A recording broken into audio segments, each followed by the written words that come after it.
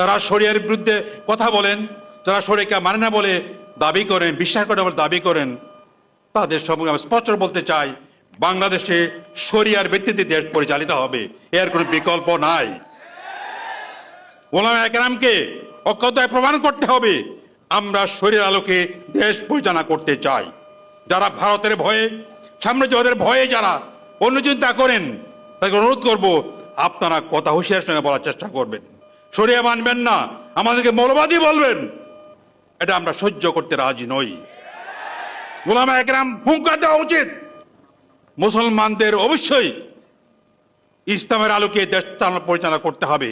এর বিরুদ্ধে যারা কথা বলবেন, ওলামায়ে কেরাম তাদেরকে গ্রহণ করবেন না। মৌলবাদী যারা গালি দেবেন, তাদেরকে এই ওলামায়ে কেরাম গ্রহণ করবে না। তাই আমি হুঁশিয়ার করতে চাই, যারা আমাদেরকে মৌলবাদ বলে গালি দেন, যারা আমাদেরকে শরিয়ার বিপক্ষ বলে নিজেদেরকে দাবি করার চেষ্টা করেন, আপনাদেরকে সাবধান হতে হবে। এদেশ 92% মুসলমানদের দেশ। এদেশে শরিয়ার বাইরে কোনো কিছু চলতে পারে না। হয়তো আমরা একদিন সব করতে পারবো না, কিন্তু শরিয়ার বাইরে গিয়ে আমাদের কিছু করার চেষ্টা করার প্রয়োজন নাই, অবকাশও নাই। এদেশে আলেম ওলামা ঐক্যবদ্ধভাবে এই কথা প্রমাণ করতে হবে, বলিষ্ঠ করে বলতে হবে, ইসলাম বিরোধী কোনো তন্ত্রমন্ত্রকে আমরা গ্রহণ করতে রাজি নই। আমরা চাই দেশের মানুষ, এদেশের অর্থনীতি, রাজনীতি সবকিছু চলবে মহানবী সাল্লাল্লাহু আলাইহি ওয়াসাল্লামের আদর্শ অনুসরণ করে, সাহাবায়ে কেরামের আদর্শ অনুসরণ করে চলবে। এর বিকল্প বাইরে যাওয়ার কোনো অবকাশ আমাদের রাখা হয়নি। তাই প্রিয় ভাইয়েরা আমার, আপনাদেরকে আমি সংক্ষেপে বলতে চাই, ঐক্যবদ্ধ হতে হবে, মুসলমান ঐক্যবদ্ধ করতে হবে, আলেমদেরকে ঐক্যবদ্ধ করতে হবে। যে সমস্ত লোকের আলেমদেরকে বিভাজন করতে চায়, এটা দূরে দিতে হবে, এ প্রতিরোধ করতে হবে। ওলামায়ে কেরামের মধ্যে বিভাগের বিশেষ সুযোগ নিয়ে ইসলাম বিরোধী শক্তি, সেকুলার শক্তি, বাংলাদেশের বুকে বাম শক্তি বাংলাদেশের বুকে ইসলামের বিরোধিতা করার চেষ্টা করছে।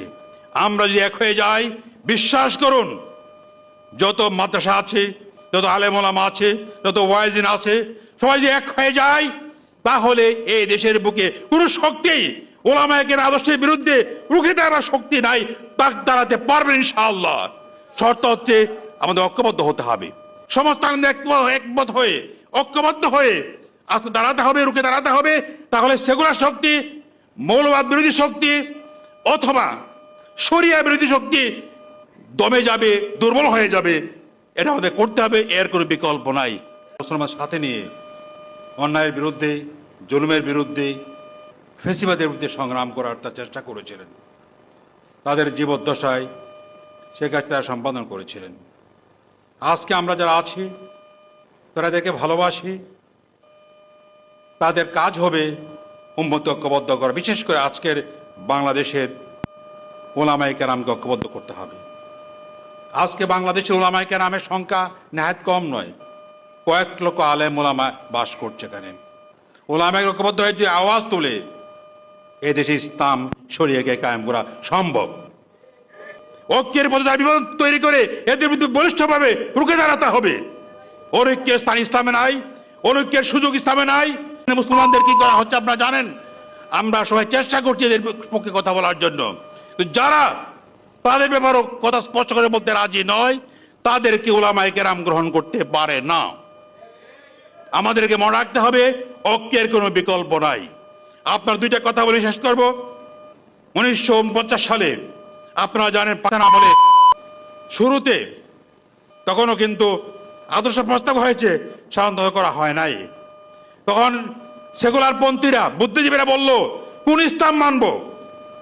দেবন্দী ইসলাম নাকি বেরলভী ইসলাম নাকি জামাতের ইসলাম? কোন ইসলাম মানব? এত ইসলামের মানা সম্ভব নয়, অথবা ইসলাম বাদ দিয়ে দেশ চালাতে হবে। ওলামায়ে কেরাম চ্যালেঞ্জ গ্রহণ করলেন এবং ঐক্যবদ্ধ হওয়ার চেষ্টা করলেন। তারা 22 দফা প্রণয়ন করলেন এবং সেই 22 দফাতে সমস্ত মস্তকের লোকেরা, সমস্ত ওলামায়ে কেরাম, সমস্ত মাযহাব ওলামায়ে কেরাম সই করেছিল। 22 দফা 31 জন আলেম, বাংলাদেশের মাওলানা আতা আলী সাহেব তৎসনাপ্ত আলেম ছিলেন, তিনি সই করেছিলেন। আরো কয়েকজন আলেম এখানে যারা ছিলেন তারা সই করেছিলেন, যারা ছিলেন তারা তো সই করেছিলেনই। সেই সইতে সবাই সই করেছিল, যারা ইসলামের কথা বলে, যারা ইসলামের দাবিদার, এরা সবাই সই করেছিল। এক কারা আর সমস্ত গ্রুপ সই করেছিল। তাই এক হয়ে তারা দফা দিলেন, 22 দফা দিলেন। আনসার হলো সরকার বাধ্য হলেন শেষ পর্যন্ত 1954 সালে ইসলাম শান্ত করার জন্য। একইভাবে আপনারা জানেন পীর আন্দোলন হয়েছিল, সেখানে ভুট্টো বিরোধী আন্দোলনে ওলামা এখানে এক হয়েছিলেন, ইসলামের শব্দ এক হয়েছিল। নেতৃত্ব প্রদান করেছে জমিয়তুল উলামা ইসলামের তদানীন্তন সভাপতি মুফতি মাহমুদ সাহেব। কাজে আকাবিরিনদের ইতিহাস হচ্ছে ঐক্যের ইতিহাস, এর মনে রাখতে আমাদেরকে। এই জন্যই আমি অনুরোধ করবো আজকে বাংলাদেশও সমস্ত একমত হয়ে ঐক্যবদ্ধ হয়ে আজকে দাঁড়াতে হবে, রুখে দাঁড়াতে হবে। তাহলে সেকুলার শক্তি, মৌলবাদ বিরোধী শক্তি অথবা শরিয়া বিরোধী শক্তি দমে যাবে, দুর্বল হয়ে যাবে। এটা আমাদের করতে হবে, এর কোনো বিকল্প নাই।